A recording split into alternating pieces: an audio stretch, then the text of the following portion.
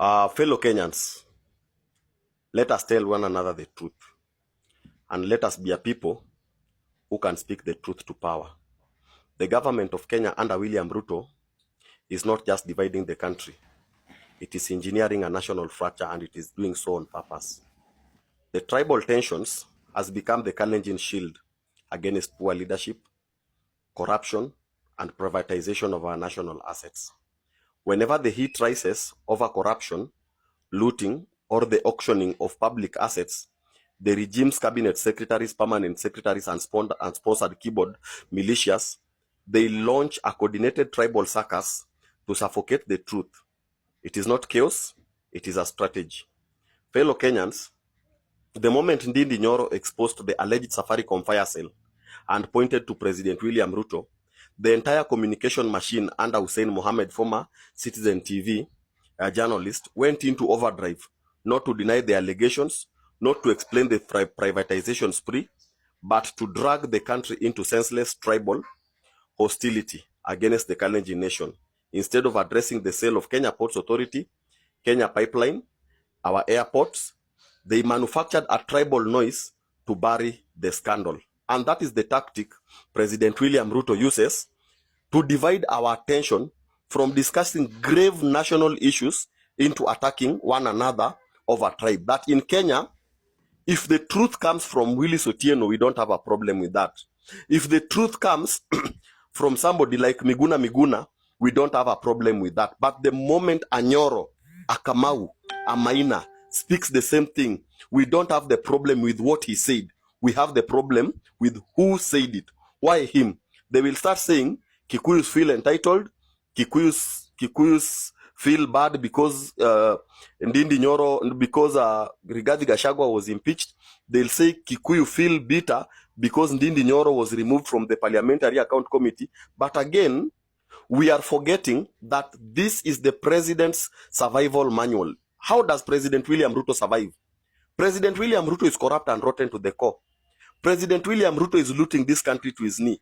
Now, to divert our attention from the thing President William Ruto is doing, nothing new, because it's the same President William Ruto who was stealing and dividing this nation along tribal lines, even when he was serving as Uhuru's deputy president. Now, this is the president's survival manual. When caught stealing, create an ethnic war. When exposed, ignite a distraction fire. When cornered, attack the tribe, not the truth. And the propaganda is vicious. They don't touch the facts because they can't. They assassinate the identity of the messenger because it is easier. You know, look at it this way. Ndindi Nyoro speaks on national plunder, and immediately state agents, majority of them Luos and Kalenjins, screams he is a Kikuyu. That is the entire rebuttal. Now, no substance, no evidence, just tribal poison meant to blind the country so that they don't see the looting, corruption, and the danger of privatization of our national assets. President William Ruto and his oligarchs, they want Kenyans stupid, emotional, and easily steered.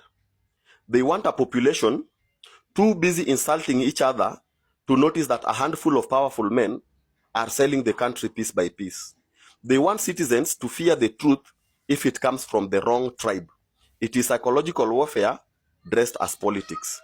Fellow Kenyans, this is how nations die, not from lack of resources, but from leaders who weaponize the identity to cover their crimes.